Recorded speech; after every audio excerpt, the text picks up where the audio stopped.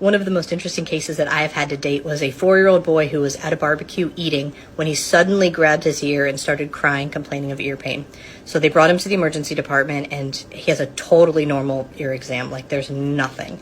They said do some ibuprofen, see ENT in a couple days. So 2 days later, went and saw ENT. They did a full exam and again, there's nothing. Totally normal exam. So family was doing ibuprofen and some numbing drops in the ear at home and nothing was helping. So 2 more days later, came back to the emergency department and they did a CAT scan of the mastoid, which is kind of like this area here without contrast.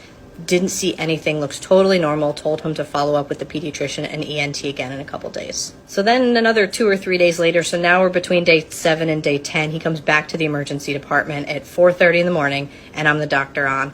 Now he's having some fevers and he's not wanting to eat and drink and we have no idea what's going on with him. His ear exam was totally normal and he was still complaining of ear pain.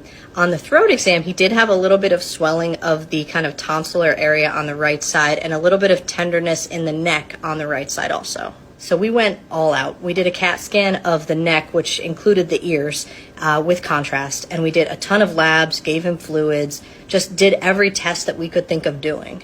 And we got our answer on the CAT scan. He had about a 2-centimeter metal wire that was lodged in the peritonsillar tissues on the right, and he'd started to develop an abscess around it. And he had been eating a hamburger when this had happened, so the grill brush, the metal wires on the grill brush had become lodged in the hamburger, and when he ate the hamburger, it got lodged in the soft tissues. He was feeling the pain in his ear probably because of the eustachian tube, the tube that drains the ear to the back of the throat is in that area. So he was probably feeling pressure and irritation from that, and that's why he was having pain there. Ended up going to the operating room with the ear, nose, and throat surgeons, and they were able to remove this and drain the abscess, and he was started on some antibiotics, and his pain was completely resolved. But do not use grill brushes with metal wires. There's not only the risk that it can get lodged in the soft tissues in your throat, but they can also cause bowel obstructions and perforations in the abdomen if accidentally swallowed. And like I said, they get mixed in the hamburger or the meat that's being cooked on the grill.